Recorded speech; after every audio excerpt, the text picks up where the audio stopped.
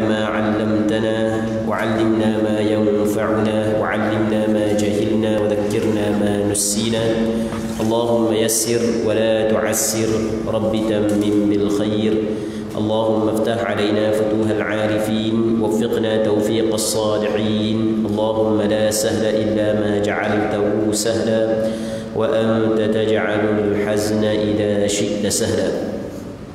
InsyaAllah kita sambung semula pengajian kitab Al-Adhkar An-Nawawiyah yang dikarang oleh Imam Nawawi rahimahullah subhanahu wa ta'ala wa nafa'ana Allahu bi'ulumihi fid darain amin. Kita muka surat 191 daripada Abi Hurairah radhiyallahu anhu, daripada Rasulullah sallallahu alaihi wasallam baginda bersabda, Man qara'a Yasin fi yawmin wa laylatin ibtigha'a wajhillahi ghufira lah. Artinya sesiapa yang membaca surah Yasin dalam sehari semalam dengan mengharap wajah Allah, mengharap zat Allah, mengharap ganjaran pahala daripada Allah, maka dia akan diampuni. Jadi kita masih lagi dalam perbincangan berkenaan dengan bacaan Al-Quranul Karim, yang mana Imam Nawawi rahimahullah subhanahu wa ta'ala dia menyebut kepada kita beberapa kelebihan yang disebut di dalam beberapa hadis berkenaan dengan membaca Al-Quranul Karim.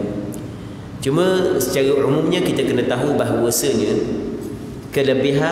kelebihan surah ataupun kelebihan ayat-ayat tertentu dalam Al-Quranul Karim, ada hadis yang sahih dan ada hadis yang dhaif. Maksudnya hadis yang menceritakan tentang kelebihan surah-surah tertentu di dalam Al-Quranul Karim dan kelebihan ayat-ayat tertentu daripada Al-Quranul Karim. Ada hadis yang tahap dia ataupun yang taraf dia adalah sahih, ada juga hadis yang dhaif. Baik, berkenaan dengan masalah membaca Yasin pada sehari dan semalam untuk mengharapkan ganjaran daripada Allah, diampunkan baginya segala dosa, hadis ini adalah hadis dhaif. Hadis ini adalah hadis dhaif. Baik, jadi katanya sesiapa yang membaca surah Yasin dalam sehari semalam dengan mengharapkan wajah Allah, mengharapkan zat Allah, kerana Allah dibaca tersebut, perkara tersebut, maka dia akan diampuni. Dimaksud diampuni di sini, maksud diampuni adalah diampuni dosa-dosa kecilnya yang tidak melibatkan anak Adam.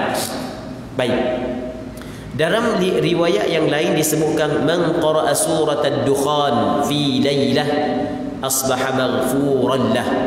Sesiapa yang membaca surah ad-dukhan, dalam Al-Quran ada surah dukhan. Lama kan apa yang dengar surah dukhan? Baik, dalam Quran ada surah dukhan. Jadi sesiapa yang membaca surah ad-dukhan pada malam hari, dia bangun di pagi hari dengan telah diampuni dosa-dosanya. Jadi dosa-dosa kecil yang dia buat diampuni oleh Allah Subhanahu wa taala.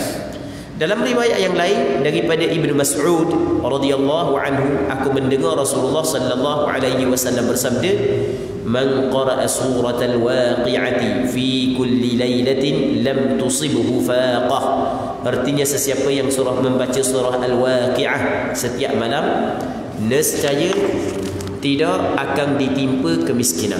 Setiap malam dibaca, dia tidak ditimpa kemiskinan. Allah Ta'ala jaga dia. Daripada Sayyidina Jabir bin Abdullah radhiyallahu anhu, dia berkata bahawa Rasulullah sallallahu alaihi wasallam setiap malam tidaklah tidur sampai membaca Alif Lam Mim Tanzil, surah As-Sajdah, dan Tabarakal Mulk, surah Al-Mulk. Ini hadis ni dikeluarkan oleh Imam At-Tirmidzi dalam kitab Sunannya dan beberapa orang ulama hadis yang lain, yang mana Nabi sallallahu alaihi wasallam setiap malam Rasul tidak tidur, mereka Rasul baca dua surah ni. Yang pertamanya adalah surah As-Sajdah, yang keduanya surah Al-Mulk. Surah Sajdah lebih kurang dalam 11.5, kan? Surah Al-Mulk lebih kurang dalam 11 suku. 11.5 juga. Dah apa 11.5? 11 suku lah. Baik, lebih kurang lah. Jadi itulah yang Rasul sallallahu alaihi wasallam baca. Dia tidur Rasul baca waktu dulu. Dia tidur Rasul, sebelum tidur Rasul baca waktu dulu. Baik. Ini pakai amal, ini hadis sahih. Ini hadis ini dikeluarkan oleh Imam Tirmizi dalam kitab Sunan ini. Ini hadis sahih. Jadi antara rutin Rasulullah setiap malam sebelum daripada tidur baca surah Alif Lam Mim Tanzil As-Sajdah. Yang keduanya surah Al-Mulk. Kalau tiap-tiap malam baca surah ni memang ingat sungguh lah. Memang ingat dah. Lambat orang tolak semua Jumaat tu pada depan lalu kita. Ni kau untuk imam dak mari pakat nusuk belakang. Sebab dia sebab takut baca surah As-Sajdah tak pernah ingat mana. Sungguh ni kita banyak sungguh ni bukan malah sungguh. Kau tak ada. Apa mana hari Jumaat tak ada Apa orang duduk seorang situ, orang duduk seorang pakat lagi belaka sebab surah panjang. Baik. Daripada Abi Hurairah radhiyallahu anhu bahawa Nabi sallallahu alaihi wasallam bersabda, "Man qara'a fi lailatin idza zulzilatil ardu kanat lahu ka'idli nisfil Qur'an, wa man qara'a ya ayyuhal kafirun kanat lahu ka'idli rub'il Qur'an, wa man qara'a qul huwallahu ahad kanat lahu ka'idli thuluthil Qur'an." Sesiapa yang dalam semalam membaca idza zulzilati surah zalzalah, idza zulzilatil ardu zilzalaha, sekejap je. Lama main headset lagi. Lama nak main headset lagi daripada baca surah. Sungguh. Main headset kita nak tengok headset kejap je tapi tak jadi kejap. Ia jadi khayal lama jadi. Memang fana duk tengok headset ni. Sungguh jangan lah pukul 11 dah. 11.30 dah. Dia kejap je baca. Baik. Sesiapa yang membaca surah Al-Zalzalah maka dia seperti membaca setengah daripada Al-Quran. Seperti. Tapi kalau orang baca setengah Quran, tu lebih besar lagi ganjaran pahala. Baik. Sesiapa yang membaca Qul ya ayyuhal kafirun surah Al-Kafirun maka dia seperti membaca 1/4 Al-Quran. Siapa membaca Qul wallahu ahad surah Al-Ikhlas maka dia seperti membaca 1/3 Al-Quran. Ya, hadis ni walaupun sanad hadis ni dhaif tapi daripada sudut beramal tidak menjadi masalah, dan ada sebahagian daripada hadis ni mempunyai maksudnya mempunyai penyokong daripada hadis ataupun riwayat yang lain sehingga kuat. Contoh, sesiapa yang membaca surah Al-Ikhlas maka dia seperti membaca 1/3 daripada Al-Quran. Tadi disokong oleh riwayat-riwayat yang kuat yang lain. Baik. Dalam riwayat lain disebutkan man qara'a ayatal kursi wa awwal hamim usima dzalikal yawma min kulli su. Sesiapa yang membaca ayat kursi. Ayat kursi itu Allahu la ilaha illa huwal hayyul qayyum, dan ayat-ayat awal hamim, maka pada hari itu dia akan dijaga dari segala keburukan. Hadis-hadis seperti yang telah kami sebutkan sesungguhnya sangat banyak, namun kami mencukupkan penjelasan pada bab ini. Wallahu a'lam bissawab. Jadi kami tak panjanglah, cukup bab sini jelah. Wallahu a'lam bissawab, miliknya segala pujian dan kenikmatan dan padanya terletak taufik dan penjagaan. Baik. Jadi yang pentingnya muslimin muslimat yang dirahmati oleh Allah Subhanahu wa taala, kita jadikan Al-Quran sebagai teman. Orang yang menjadikan Al-Quran sebagai teman, maka Al-Quran tidak akan tinggal dia. Al-Quran tidak akan tinggal orang jadikan dia sebagai teman. Adapun berteman dengan manusia, tak semesti manusia itu tidak tinggal dia. Kadang-kadang dak dah nak mati dia tinggal dah. Dak dah nak mati lagi nak tinggal dah. Kalau lepas daripada mati pula, anak pinak, isteri apa semua sekali, kadang-kadang sebab-sebab kerana ada sebab-sebab tertentu dah cara kita. Ini disebut dalam Al-Quranul Karim, yauma yafirrul mar'u min akhihi wa ummihi wa abihi wa sahibatihi wa banihi likulli imri'in minhum yawma idzin sya'nun yughni. Pada hari lari seseorang, yauma yafirrul mar'u min akhihi, daripada adik-beradik dia. Pada hari, iaitu hari kiamat, seorang tu lari daripada adik-beradik dia. Kita ni kalau adik-beradik kita tak balah lah. Kalau adik-beradik kita, kawan kita tengok jumpa tengah jalan susah, tak ada benda minyak motor ke, bocor tayar motor, kita tak tinggal gitu. Kita tak tinggal. Kita tak tinggal. Kita layang. Malaikat kalau jadi tu wakil dah tahu dah. Kadang-kadang ada juga kan. Masa dulu rapat molek. Tapi apabila jadi tu wakil jadi kurang sikit. Tapi bukan semua, kita nak kata semua. Kita nak kata semua. Maka ada juga begitu. Ada juga, bukan ada. Baik. Benda yang realiti, yang berlaku kita royak ni. Jadi kalau sekiranya rapat molek, kita tak akan tinggal. Orang susah, kawan-kawan kita susah, kita tak akan tinggal. Tapi di akhirat tidak. Di akhirat tidak. Kerana masing-masing lemah. Jadi nak takut nak baik dengan orang kan nak barang kita. Apabila takut kan nak barang kita, kita lagi. Itu maksud yauma yafirrul mar'u min akhihi. Pada hari lari seseorang daripada saudaranya. Yauma yafirrul mar'u min akhihi wa ummihi wa abihi. Ayah dia, mak dia, isteri dia, anak cucu dia pakat lagi belaka. Sebab setiap seorang itu pada hari itu masing-masing duduk sibuk dengan urusan masing-masing. Kalau kita senang tak ada masalah, kita boleh bantu orang. Tapi kalau kita lemah juga nak bantu orang. Nak lemah juga, kita lemah juga, tak apa nak pandai berenang, muju selamat diri kita je. Tiba-tiba orang nak minta tolong, kita tak mampu nak tolong orang kalau kita lemah kau. Baik. Jadi hak yang mampu tolong orang ketika dia saat itu gagal. Tak apalah, mampulah tolong orang. Baik. Jadi jadikanlah Al-Quran sebagai teman. Kerana tidak sia-sia orang yang menjadikan Al-Quran sebagai teman. Bukanlah suruh balah dengan manusia dah. Bahkan berkawan dengan manusia ni perlu banyakkan berkawan dengan manusia, kerana orang Islam sebahagian daripada orang beriman dia mempunyai syafaat di sisi Allah Subhanahu wa taala. Tetapi ada sebahagian daripada kawan-kawan kita, keluarga kita di negeri akhirat tak layan kita, pakat lari belaka. Dan yang lebih teruk lagi menjadi musuh, lebih teruk lagi. Dalam ayat yang lain Allah Subhanahu wa taala berfirman, al-akhillau yawma idzin ba'dhum li ba'dhin aduwwun illa al-muttaqin. Teman-teman yang apa? Pada hari itu sebahagian mereka itu menjadi musuh kepada sebahagian yang lain. Mereka orang yang bertakwa aja. Jadi balah dak sekarang. Baik. Jadi Al-Quran, kita kena jadikan Al-Quran sebagai teman kita. Setiap hari kita baca walaupun sedikit. Kerana Al-Quran tidak akan biarkan kita, tidak akan tinggalkan kita. Dia akan bagi syafaat kepada kita. Baik. Manakala berkenaan dengan kelebihan-kelebihan yang ada pada surah tertentu, ayat yang tertentu, kalau sekiranya kelebihan itu berdasarkan kepada dalil yang sahih, maka boleh kita berpegang dengan kelebihan tersebut. Tetapi kalau tidak berdasarkan kepada dalil yang sahih, maka cukup kita membaca Al-Quran kerana dituntut kita secara umumnya membaca Al-Quranul Karim. Kabi. Pujian kepada Allah Subhanahu wa taala.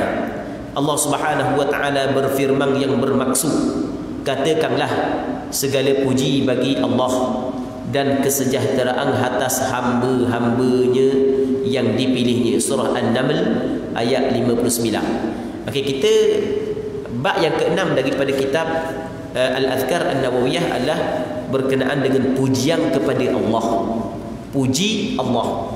Kita bab puji ni sebenarnya kalau kita nak tahu, dia adalah suatu benda yang cukup besar. Bab puji, puji Allah adalah suatu benda yang cukup besar. Kerana benda besar, kerana puji ni adalah kesempurnaan. Ketika kita memuji Allah, maka kita telah mengiyakan kesempurnaan Allah Subhanahu wa taala. Kalau kita tengok sebagai contoh dah, kita nak ambil satu contoh saja dah, ayat besarnya puji. Di padang mahsyar, dalam hadis syafaah yang Rasul cerita tentang syafaah di padang mahsyar, ketika orang bagi jumpa dengan Rasulullah minta syafaatul uzma, maka Rasulullah sujud kepada Allah. Ketika Rasul sujud, Rasul buat apa? Rasul puji Allah. Allah Ta'ala buka kepada Rasul bermacam-macam pujian. Allah Ta'ala buka kepada Rasul bermacam-macam pujian. Rasul memuji Allah, memuji. Maka barulah Allah Subhanahu wa taala khabar kepada Rasul, ya Muhammad irfa' ra'sak, wahai Muhammad angkat kepalamu, sal tu'ta, mintalah benda yang anda minta, mu akan diberikan. Mohonlah syafaat, mu akan diberikan syafaat. Baik. Puji ini adalah suatu benda yang cukup penting. Tengok dalam Al-Quranul Karim, Allah Subhanahu wa taala berfirman, maksudnya tengok, Allah Taala berfirman yang bermaksud. Ya, sebab Allah Ta'ala berfirman dengan bahasa Arab. Kita boleh kata firman Allah Ta'ala, lepas tu baca terjemahan, kita kata firman Allah Ta'ala yang bermaksud. Maksudnya begini, katakanlah, siapa? Muhammad, segala puji bagi Allah.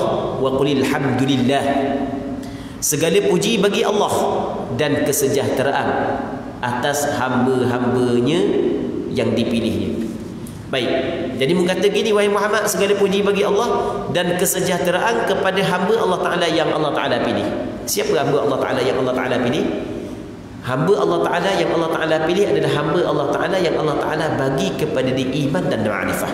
Allah Ta'ala bagi kepada dia iman dan ma'rifah. Kenal Allah Subhanahu Wa Ta'ala. Maka ini adalah hamba yang Allah Ta'ala pilih. Maka ada keselamatan daripada Allah untuk mereka. Baik. Seterusnya dalam ayat yang lain Allah Subhanahu Wa Ta'ala berfirman yang bermaksud, dan katakanlah segala puji bagi Allah. Dia akan memperlihatkan kepadamu tanda-tanda kebesarannya. Tengok. Katakanlah segala puji bagi Allah. Qulil hamdulillah. Kata segala puji bagi Allah. Dia akan memperlihatkan kepadamu tanda-tanda kebesarannya. Surah An-Naml ayat 93. Allah Subhanahu Wa Ta'ala juga berfirman yang bermaksud, dan katakanlah segala puji bagi Allah yang tidak mempunyai anak. Wa qulil hamdulillahilladzi lam yattakhidh walada. Kata olehmu ya Muhammad, segala puji bagi Allah yang tidak mempunyai anak. Tengok Allah Ta'ala suruh puji dia. Allah Ta'ala berfirman yang bermaksud, sesungguhnya jika kamu bersyukur, pasti kami akan menambahkan nikmat kepadamu. Ayat ni masyhur, la in syakartum la azidannakum. Sekiranya bersyukur, kami akan tambahkan nikmat kepadamu. Allah Subhanahu Wa Ta'ala berfirman yang bermaksud, kerana itu ingatlah kamu kepadaku, nescaya aku ingat pula kepadamu, dan bersyukurlah kepadaku, dan janganlah kamu mengingkari nikmatnya. Kalau kita tengok tajuk memuji Allah, lepas tu dia bagi beberapa ayat berkaitan dengan memuji Allah, lepas tu dia bagi ayat pula berkaitan dengan syukur. Kerana orang yang bersyukur adalah orang yang memuji Allah Subhanahu Wa Ta'ala. Kan kita dapat nikmat, kita bersyukur, kita kata alhamdulillah kan? Baik. Katanya ayat-ayat yang berisi perintah, ayat-ayat yang berisi yang mengandungi perintah untuk memuji Allah dan bersyukur kepadanya, serta keutamaan dua perkara itu cukup banyak dan cukup dikenali. Ayat-ayat yang mengandungi memuji Allah, ayat-ayat yang mengandungi supaya kita bersyukur kepada Allah, ayat-ayat yang mengandungi tentang kelebihan bersyukur dan memuji Allah sebenarnya banyak dalam Al-Quran Karim, dan dikenali. Maksudnya diketahui. Maksudnya bagi orang yang baca Al-Quran, dia tahulah, dia baca Al-Quran, dia faham pula Al-Quran, dia tahulah mana ayat-ayat yang Allah Ta'ala suruh kita bersyukur, mana ayat-ayat yang Allah Subhanahu Wa Ta'ala suruh kita memuji dia. Lalu kata Imam Nawawi, kami riwayatkan di dalam Sunan Abu Dawud, Sunan Ibnu Majah, dan Musnad Abi Awanah Al-Isfirayini yang ditakhrij di dalam Sahih Muslim. Jadi maksudnya ditakhrij dalam Sahih Muslim, maksudnya ada seorang ulama dia tengok kitab Sahih Muslim. Nah, ni penting juga kita tahu ni, dia tengok kitab Sahih Muslim. Kitab ni hadis yang dalam dia sahih belaka hadis yang sanad bersama sahih belaka. Kalau gitu aku boleh buat kitab macam ni. Dia kata, aku boleh buat kitab hadis yang sama tapi sanad aku. Hadis tu sahih, sanad melalui Imam Muslim. Kalau gitu aku ada juga sanad yang hadis yang sama tapi sanad daripada guru aku sehingga kepada Rasulullah. Maka dia buat kitab macam kitab Sahih Muslim. Dia ada gitu. Baik. Itu maksud yang ditakhrij dalam Sahih Muslim daripada Abi Hurairah radhiyallahu anhu, daripada Rasulullah sallallahu alaihi wasallam, baginda bersabda, kullu amrin dhi balin la yubda'u fihi bilhamdulillah fahuwa aqta'. Segala perkara yang memiliki kepentingan, yang syarak anggap benda ni mulia, benda ni comel, benda ni penting, tapi tidak dimulakan dengan pujian kepada Allah, maka perkara itu terputus daripada rahmat. Dia aqta' ni maksudnya kurang keberkatan. Dia tak makna terputus daripada rahmat Allah pula. Baik, kurang keberkatan. Jadi kalau perkara tu dianggap penting oleh syarak, tiba-tiba kita tidak puji Allah Ta'ala pada permulaannya, maka dia kurang keberkatan. Perkara tersebut kurang keberkatan. Dalam riwayat yang lain disebutkan dengan lafaz bihamdillahi, dalam riwayat yang lain dengan lafaz bilhamdi. fahuwa aqta'. Ada beberapa riwayat maksud yang sama. Dalam riwayat yang lain disebutkan dengan lafaz kullu kalamin la yubda'u fihi bilhamdillahi fahuwa ajzam. Segala perkataan tidak dimulakan dengan pujian kepada Allah, maka perkara itu terputus. Maksudnya kurang keberkatan. Jadi kalau kita nak cakap ke, kita nak benda, kita biar mula dengan bismillah, alhamdulillah, supaya ada keberkatan dalam percakapan kita. Dia percakapan perlu kepada keberkatan. Kalau tidak ada keberkatan, maka orang tidak dapat mengambil manfaat daripada perkataan tersebut. Cuba kita tengok. Hamba duk tengok sebelum daripada ni. Benda orang mengajar dulu, ustaz-ustaz dulu mengajar kita slow je mengajar. Ustaz-ustaz dulu, orang tua dulu kan, ngajar duk lantang mana ngajar slow-slow pakai kita. Tapi orang yang dengar saat ni tu dapat beramal dengan ilmu yang dia kebur. Sungguh kita royak sungguh ni. Dulu kan. Tu adalah keberkatan, tu dipanggil dia keberkatan. Sama juga kita nak dapat keberkatan dalam ucapan kita. Ada kebaikan yang Allah Taala letak dalam ucapan kita, mulakan dengan bismillah dan mulakan dengan alhamdulillah. Baik. Dalam riwayat yang lain disebutkan dengan lafaz kullu amrin dhi balin la yubda'u fihi bi bismillahirrahmanirrahim fahuwa aqta'. Artinya segala perkara yang memiliki kepentingan tidak dimulakan dengan bacaan bismillahirrahmanirrahim, maka perkara itu terputus daripada rahmat. Dia tak makna terputus daripada rahmat. Dia sebenarnya aqta' ni kurang keberkatan. Itu makna dia. Keberkatan tu kurang. Bukan tak ada langsung keberkatan ada, tapi kurang. Baik, jadi kita kena ingatlah dalam apa jua perkara yang kalau syarak anggap ia penting, maka kita mulakan dengan bismillah, kita mulakan dengan alhamdulillah.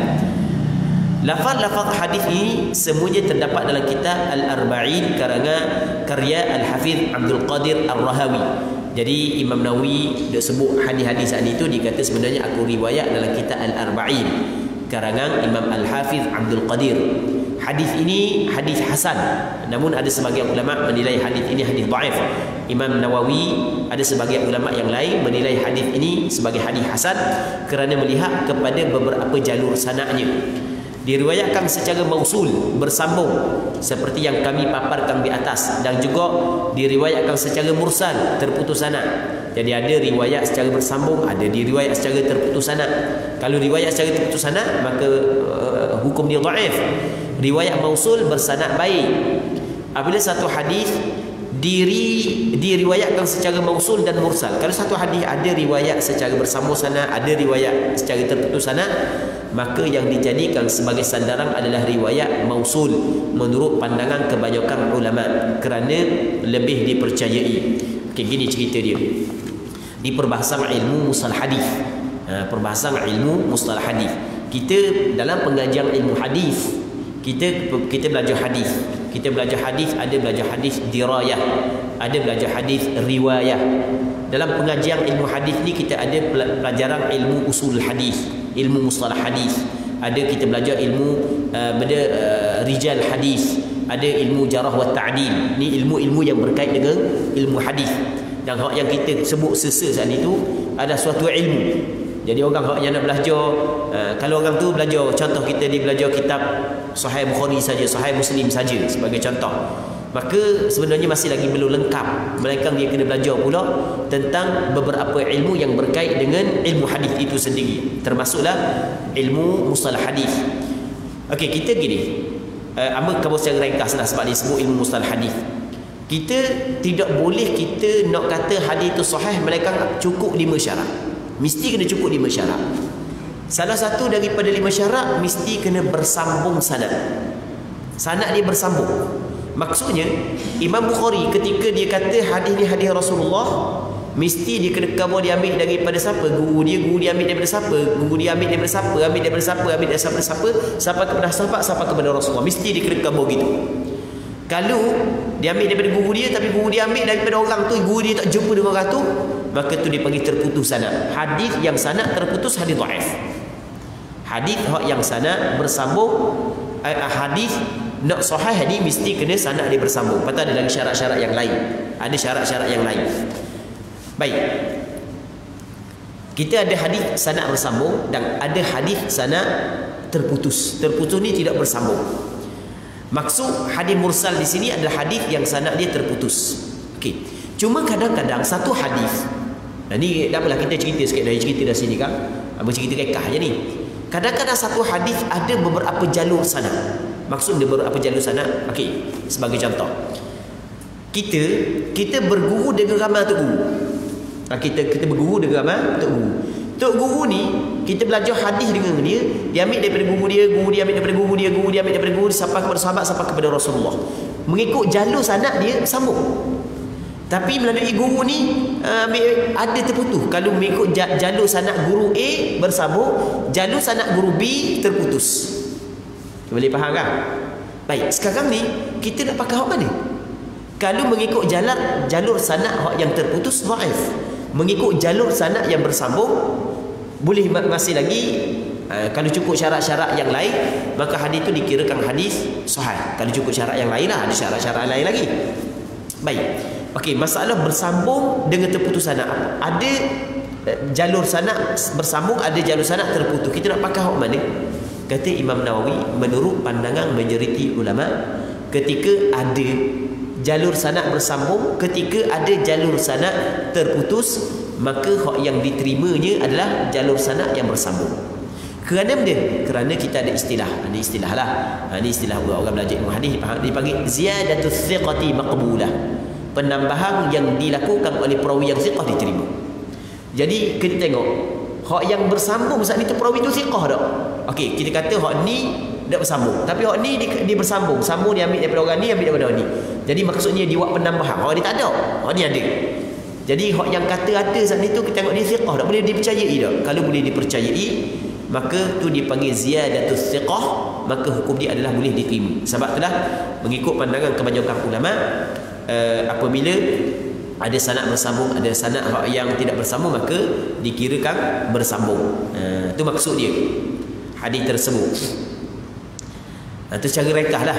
Nak panjang, kena belajar mendalang lah. Nak panjang, nak padang ini kena ngapal pula, kena ngapal matang-matang dia. Baik, dah ngapa memang ngapal lah matang-matang tu. Boleh baca lah matang. Dia panggil, biasanya orang belajar kitab matang Manzumah Al-Baiquniyah. Mengapal lah. Ngapal start umur apa belah lagi mengapal. Start dari kecil kita ngapal matang ni. Baik. Katanya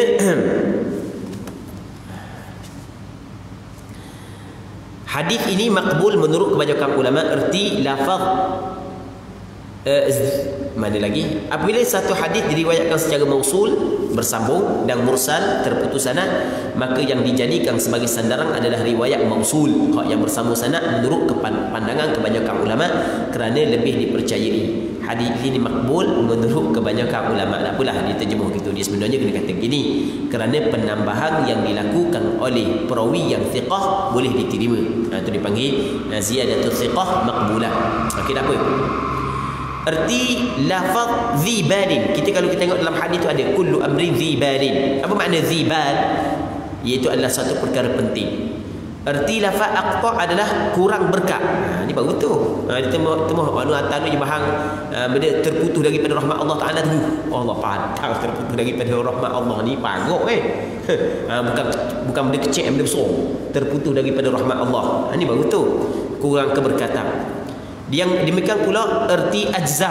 Ulama mengatakan dianjurkan untuk memanjatkan puji-pujian kepada Allah bagi semua penulis, pelajar, pengajar, khatib, pelamar. Jadi kita nak mengajar, okey, kita mulakan dengan alhamdulillah. Kita nak menulis, kita mulakan alhamdulillah. Kita nak belajar, kita mulakan dengan alhamdulillah. Khatib di atas mimbar, mulakan dengan alhamdulillah. Pelamar ni masuk meminang. Dia dalam meminang tu dia ada khutbah dia kan. Dalam khutbah dia disunat berkhutbah ketika meminang, puji Allah Subhanahu wa taala. Baik. Dan pada segala perkara penting, semua benda yang penting yang syarak anggap penting, kita mula dengan bismillah alhamdulillah. Kalau benda yang tidak penting, benda yang hina pada syarak, itu tak sunat. Isap rokok tadi bismillah alhamdulillah, jujur rokok, tu dah tu bahkan hukum dia adalah makruh. Curi pun tak boleh.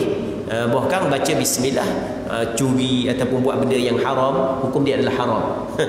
Tak boleh gitu. Imam Syafi'i rahimahullah mengatakan, aku suka seseorang yang memulakan perbicaraan dan segala perkara yang dilakukannya dengan memanjatkan puji-pujian kepada Allah dan selawat serta salam kepada Rasulullah. Ni kata Imam Syafi'i. Dia kalau sebut Imam Syafi'i kata, yang pertama kita kena faham Imam Syafi'i dia lahir pada tahun 150 Hijrah, wafat pada tahun 204 Hijrah. Maksud dia berada dalam generasi salaf. Okey, itu yang pertama. Dia berada dalam generasi yang masih lagi dijami oleh Rasulullah. Itu yang pertama. Yang keduanya, Imam Syafi'i adalah seorang ulama yang diakui keilmuan dia.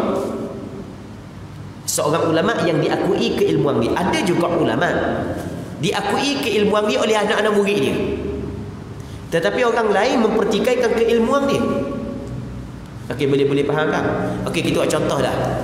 Kita buat contoh di tempat kita ada ustaz-ustaz tertentu.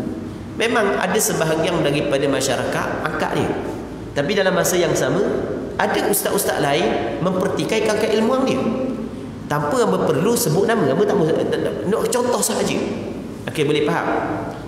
Jadi maksudnya ilmu dia masih lagi belum diiktiraf oleh ahli ilmu yang lain. Tapi bukanlah di kadang-kadang ahli ilmu lain saat dikritik, saat itu ada sifat dengki. Waktu tak mau, waktu nak jadi, waktu nak jadi. Jadi tapi kalau ramai pakai benda pertikai dia, kalau seorang mungkin benda hak yang sama taraf mungkin sifat dengki. Tapi kalau ramai ahli-ahli ilmu yang lain mempertikaikan dia, maka bermakna ilmu dia belum lagi diiktiraf. Okey, boleh faham kan? Imam Nawawi, Imam Syafi'i ni bukan kelah ulama kampung, bukan kelah ulama dalam negeri kita, bukan. Kelah ulama yang dijadikan rujukan oleh seluruh ulama-ulama yang datang selepas daripadanya. Imam Syafi'i rahimahullah ta'ala. Siapa kata? Imam Syafi'i kata. Imam Syafi'i ulama yang berada dalam generasi salaf, yang ilmu dia diiktiraf, diakui. Ketika belasan tahun tok guru dia telah memberi pengiktirafan kepada supaya berfatwa. Tok guru dia dan ulama dulu dia tidak akan memberi pengiktirafan supaya berfatwa melainkan orang yang dianggap betul-betul layak. Orang yang dianggap betul-betul layak. Baik. Begitu. Muslimin muslimat yang dirahmati oleh Allah Subhanahu wa taala. Tengok kata Imam Syafi'i bagaimana. Aku suka seorang memulakan perbicaraan dan segala perkara yang dilakukannya dengan memanjatkan puji-pujian kepada Allah, selawat serta salam kepada Rasulullah. Maksudnya Imam Syafi'i ketika beliau mengkaji dalil secara keseluruhannya, dia kata pada pandangan aku nampaknya comel kita nak cakap benda, kita nak ucap benda, kita mulakan dengan pujian kepada Allah dan selawat dan salam kepada Rasulullah. Baik. Seterusnya memanjatkan puji-pujian kepada Allah disunatkan ketika hendak memulakan suatu perkara penting sebagaimana telah berlalu penjelasannya. Disunatkan pula untuk diucapkan selepas makan, minum, bersih dan ketika melamarkan seorang wanita. Baik. Dan benda ni dia akan sebut dalil-dalil lepas daripada ni. Demikian juga disunatkan ketika akad nikah. Secara terperinci akan dijelaskan pada masing-masing bab berikut dalil-dalil serta masalah-masalah yang berkait dengannya, insya-Allah. Sebelum ini telah dijelaskan satu bab khusus tentang apa yang diucapkan ketika keluar daripada tandas. Ghufranaka ya Allah, alhamdulillahilladzi adhaba 'anni al-adha, kan ada alhamdulillah, kan puji Allah. Baik. Disunatkan pula menulis pada permulaan kitab yang ditulis. Juga ketika mengajar, memulakan pelajaran dan pelajar memulai membaca. Ini sunat belaka kita nak mula membaca. Baik membaca hadis, fiqh ataupun yang lain. Ungkapan terbaik dalam hal ini adalah alhamdulillahirabbil alamin. Kita baca gitu, alhamdulillahirabbil alamin. Itu akal dah ingat alhamdulillahirabbil alamin. Kalau ada dah ingat, bayang mana? Bismillahirrahmanirrahim, alhamdulillahirabbil alamin. Mengucapkan alhamdulillah adalah rukun dalam khutbah Jumaat dan khutbah-khutbah lain. Khutbah tidak sah tanpa ucapan tersebut. Allah Rabbi. Jadi kena ingatlah khutbah ni dia ada rukun dia, ada rukun dia. Hamba hak yang paling hamba gerung ketika orang jemput untuk berkhutbah. Tu gerung sikit. Gerung ni takut semangat kita lain, kita lupa dah rukun khutbahnya, faham masuk dalam nak cakap je. Dan benda ni pernah terjadi. Benda ni pernah terjadi. Dua masjid pernah terjadi di Terengganu. Di Terengganu. Hamba nak khabar masjid mana. Tapi lama dah cerita ni. Semangat punya semangat, orang khutbah sampai pukul 2 baru sudah. Tapi orang ahli jemaah setengah hak yang budak-budak hak dok pondok hak apa hak dok berhati tu balik mula sembahyang rumah. Zuhur. Sebab tu khatib tinggal rukuk khutbah. Oh ni hamba paling bimbang ni lah. Hamba kita cakap lagu ni bukan kita nak kata orang dah.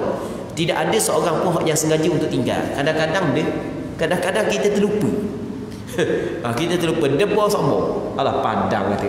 Dah mai dah sah sembahyang orang ni. Dah sah sembahyang jemaah orang. Kapan mula kita sembahyang zuhur mula? Padang. Jadi kena berhati-hatilah kalau berkhutbah, kalau baca khutbah tak ada masalah. Orang suruh berkhutbah susah hati lalu.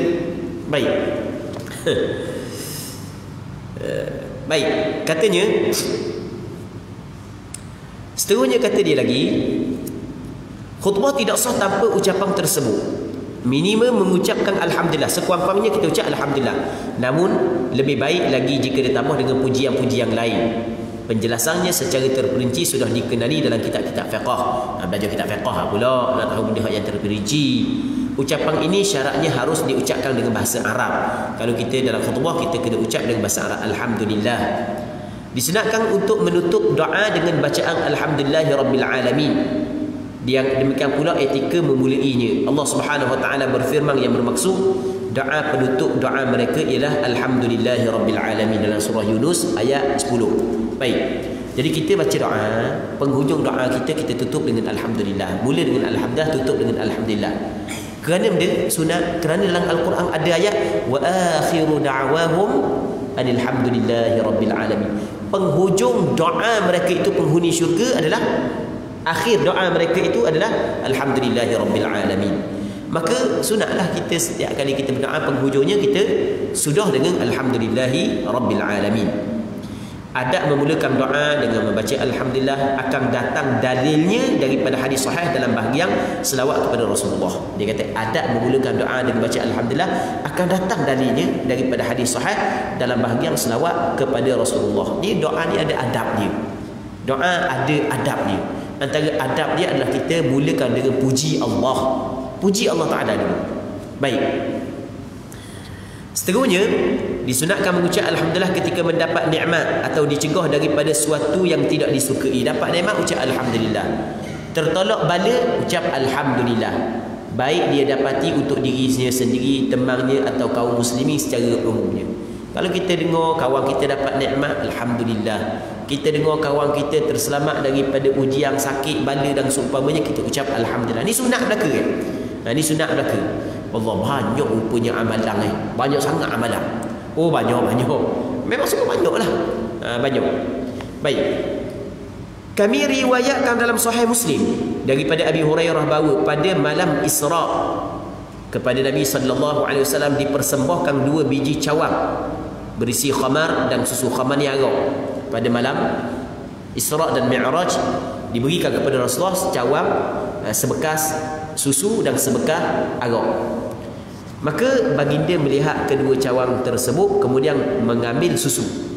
Jibril berkata kepada baginda, segala puji bagi Allah. Tengok. Apabila Rasul ambil susu, Jibril pula alhamdulillah. Jibril ajar kepada kita benda. Bila kita tengok ada kebaikan, kita kata alhamdulillah. Kata Jibril, alhamdulillah yang telah memberikan petunjuk kepadamu kepada fitrah, kepada kesucian, kepada kebersihan. Seandainya engkau memilih khamar, maka umatmu akan tersesat. Seandainya memilih khamar, maka umatmu akan tersesat. Baik. Sebab itulah kalau kita tengok umat Rasulullah sentiasa berada dalam kebaikan sehingga hari kiamat. Sentiasa berada dalam kebaikan sehingga hari kiamat. Kebaikan tidak akan hilang daripada umat Rasulullah. Di sana ada sahaja golongan yang memperjuangkan kebaikan. Ni hak yang disebut oleh Rasulullah. La yazalu Allahu Rabbi.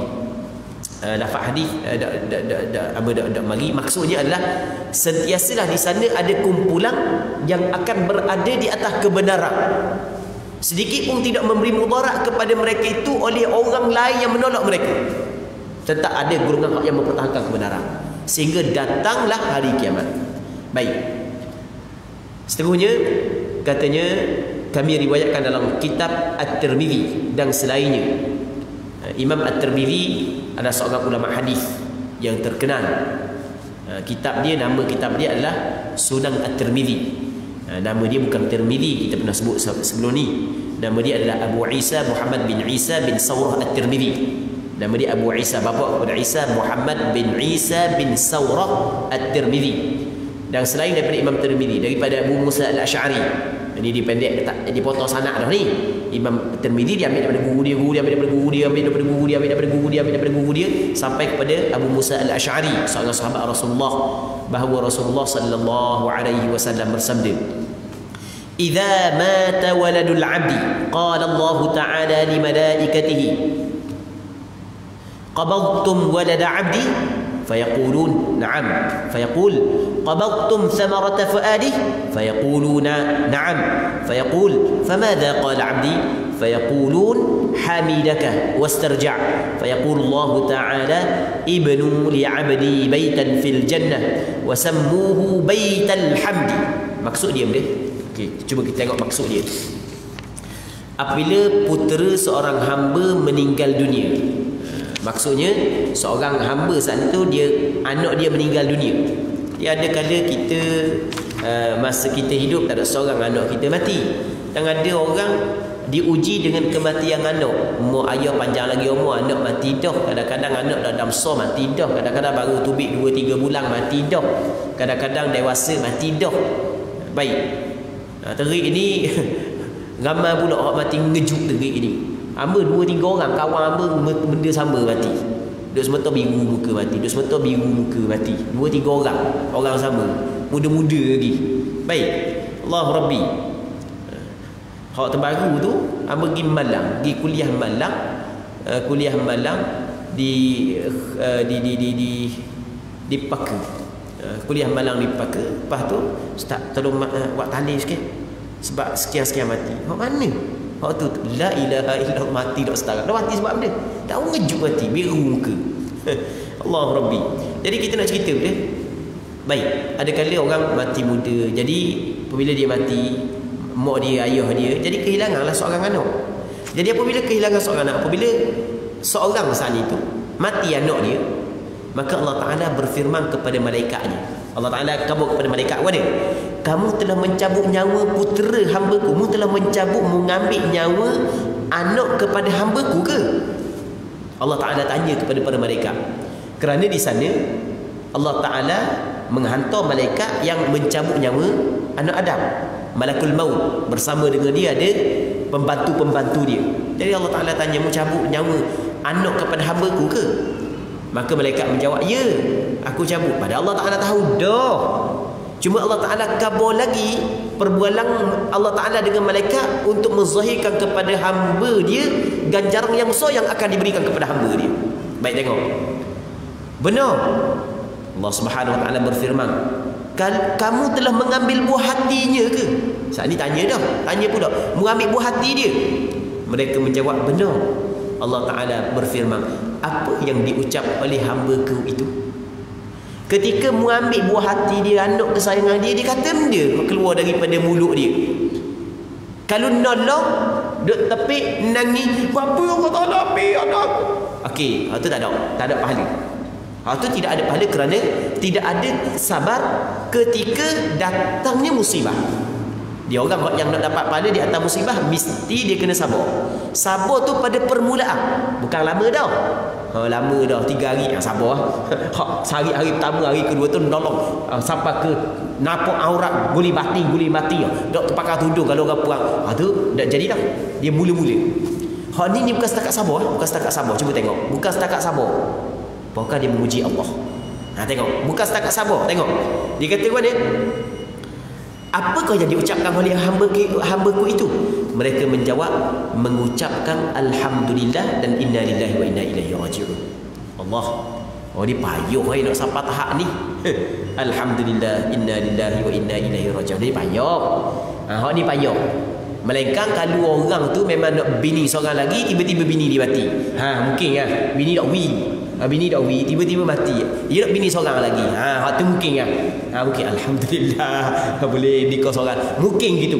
Tapi kalau anak mati ni, Bukan setakat sabar, bukan setakat ucap inna lillahi wa inna ilaihi raji'un, ucap alhamdulillah pula. Allahu Rabbi, payah ni. Memang cukup payah. Tetapi kena ingat, benda hak yang mahal ni memang payah untuk dicapai. Dan orang hak yang boleh ucap alhamdulillah ketika mati orang hak yang dia sayang, benda hak yang dia dapat. Okey, cuba kita tengok. Allah Subhanahu wa taala berfirman, dirikanlah sebuah rumah di syurga untuk hamba-Ku itu, dan namakanlah dengan rumah pujian, kerana dia memuji Allah ketika ditimpa musibah. Orang yang tahap ni bukan orang yang kelas romang, orang yang tahap tinggi sungguh. Dia melihat semua hak yang ada pada dia adalah pemberian Allah, pinjaman daripada Allah. Bila masa saja Allah Ta'ala ambil. Ketika Allah Ta'ala bagi, dia ucap alhamdulillah. Ketika Allah Ta'ala ambil, dia ucap alhamdulillah. Oh, ni memang payah ni, memang cukup payah. Ni Allah Rabbi. Baik, Imam Tirmizi mengatakan hadis ini dinilai sebagai hadis hasan.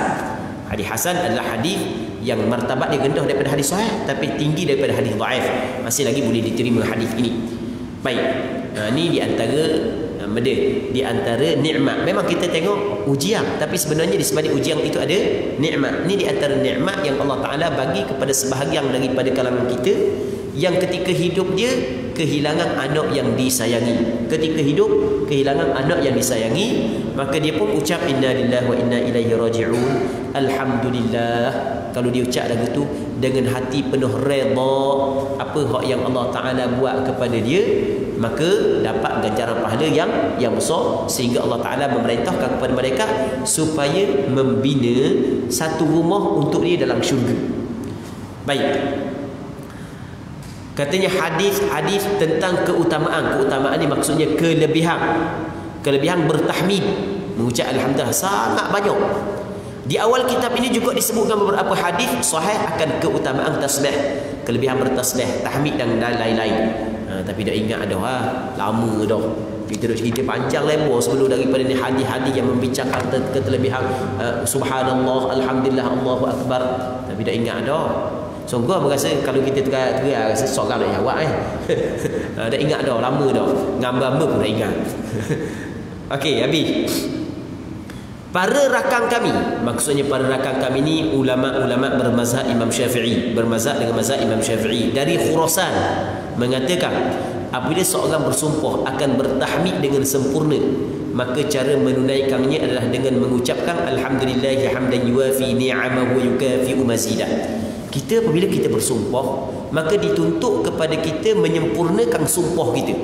Orang tu bersumpah, demi Allah aku nak puji Allah dengan puji yang paling sempurna. Okey, bagaimanakah puji yang paling sempurna? Kata sebahagian daripada ulama mazhab Imam Syafi'i, dia kena puji gini, alhamdulillahi hamdan yuwafi ni'amahu wa yukafi'u mazidah. Kalau dia puji itu, maka dia telah melakukan apa yang disumpah. Baik, ini puji yang paling sempurna. Segala puji bagi Allah dengan pujian yang menyampaikan kepada kenikmatannya. Maksudnya apabila Allah Ta'ala bagi nikmat, maka setiap nikmat ada puji Allah Ta'ala. Itu maksudnya. Dan menepati tambahan kenikmatan itu. Akan datang Allah Ta'ala bagi nikmat, bagi lagi nikmat. Setiap nikmat yang Allah Ta'ala tambah disertakan dengan puji. Ini memang puji yang paling sempurna sekali lah. Erti yuwafi ni'amahu adalah menyampaikan kepada kenikmatan sehingga dapat memperolehinya. Sedangkan yukafi'u mazidah bererti sama dengan tambahan kenikmatan tersebut. Maksudnya mensyukuri tambahan kenikmatan dan kebaikan yang diperolehi. Mereka juga mengatakan apabila bersumpah untuk memanjatkan pujian kepada Allah dengan pujian yang terbaik, maka caranya adalah dengan mengucapkan la uhsi thana'an 'alaika anta kama athnaita 'ala nafsi.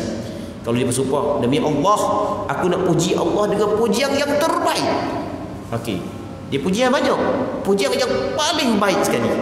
Maka untuk dia melaksanakan sumpah dia puji ni, la uhsi thana'an 'alaika anta kama athnaita 'ala nafsi. Aku tidak akan sanggup menghitung pujian atasmu ya Allah sebagaimana engkau telah memuji dirimu. Sebahagian mereka menambah di bahagian akhir dengan kalimah falakal hamdu hatta tarda, maka bagimu segala pujian sehingga engkau redha.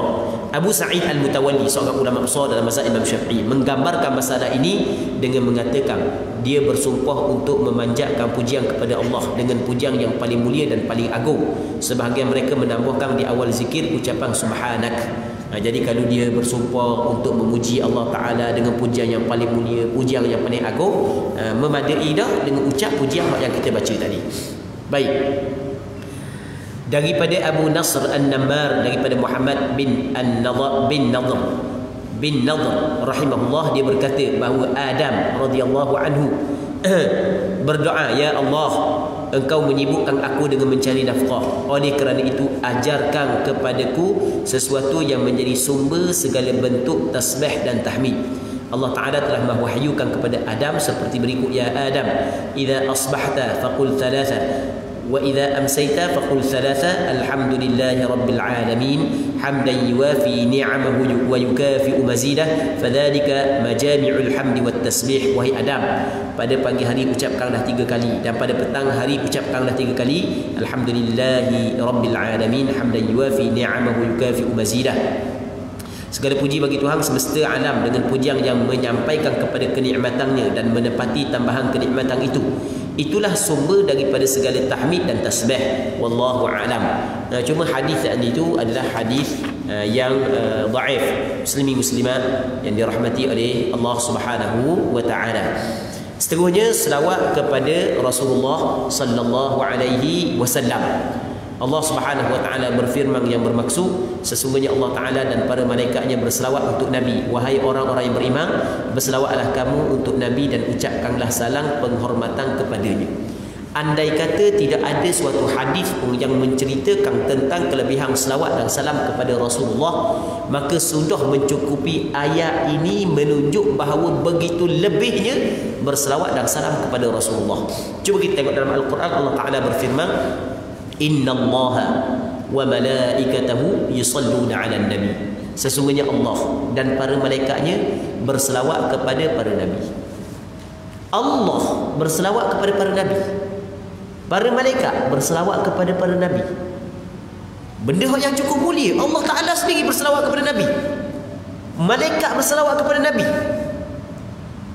Ya ayyuhalladzina amanu sallu 'alaihi wa sallimu taslima.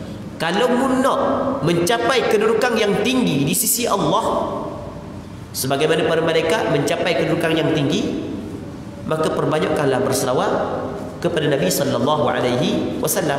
Wahai orang-orang yang beriman, berselawatlah kamu dan mengucaplah salam kamu dengan sebenar-benarnya kepada Nabi Muhammad sallallahu alaihi wasallam. Hadis-hadis tentang keutamaan, kelebihan bacaan selawat dan perintah untuk melaksanakannya sangat banyak. Pada bahagian ini kami akan menukilkan sebahagian sahaja untuk mewakili hadis-hadis lain, sekaligus berharap keberkatan dengan menulisnya. Tengok, Imam Nawawi tulis hadis ni pun mengharapkan keberkatan. Apatah lagi kalau orang amalkan berselawat kepada Nabi sallallahu alaihi wasallam. Hamba masa duduk di Syria, duduk di bumi Syam Syria, ada beberapa orang ulama masyhur dengan orang yang rapat dengan Allah. Ada sebahagian daripada ulama masyhur di kalangan penduduk Syam, dia ni adalah wali, dia ni wali, masyhur begitu. Tapi dia bukan orang komang lah, orang alim lah. Mungkin melihat kepada karamah yang berlaku kepada dia, melihat kepada amalan dia. Dan duduk hati, kebanyakan mereka adalah amalan memperbanyakkan berselawat kepada Nabi sallallahu alaihi wasallam. Pagi, petang, siang, malam mulut basah berselawat kepada Rasulullah sallallahu alaihi wasallam. Kita cerita secara ringkas lah. Hamba cerita secara ringkas. Baik. Seterusnya katanya, kami riwayatkan dalam Sahih Muslim daripada Abdullah bin Amr bin Al-As radhiyallahu anhuma, bahawa dia mendengar Rasulullah sallallahu alaihi wasallam bersabda. Jadi untuk malam ni kita berhenti sini dulu. Kita mengharapkan ada manfaatnya dan ada keberkatannya daripada apa yang kita bincang pada malam yang ini. Semoga Allah Subhanahu wa taala memaafkan kesilapan dan kesalahan kita. Semoga Allah Subhanahu wa taala memberi kekuatan kepada kita untuk beramal dengan apa yang kita belajar, apa yang kita dengar. Wallahu subhanahu wa ta'ala a'la wa a'lam. Allahumma haqqiqna bittiba'i nabiyyika Muhammadin sallallahu alaihi wasallam zahiran wa batinan.